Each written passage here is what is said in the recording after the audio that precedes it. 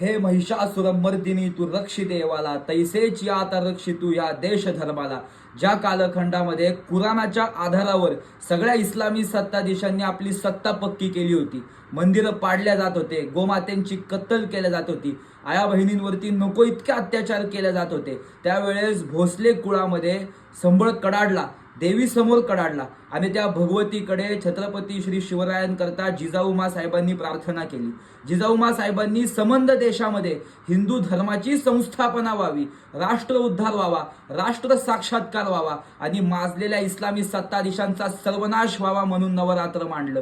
तेच नवरात्र आणि तोच जिजाऊमा साहेबांनी दाखवलेला राष्ट्र उद्धाराचा महामार्ग, राष्ट्र रक्षणाचा महामार्ग म्हणजे दुर्गा माता दौड आहे. आणि या दुर्गा माता दौडीमध्ये प्रत्येक हिंदू जनतेने, प्रत्येक हिंदू जनांनी सहभागी होऊन भारत मातेची फार पवित्र पूजा बांधायची आहे. याकरता प्रत्येक हिंदूने याच्यात सहभागी झालंच पाहिजे अशी नम्र विनंती व्यक्त करतो.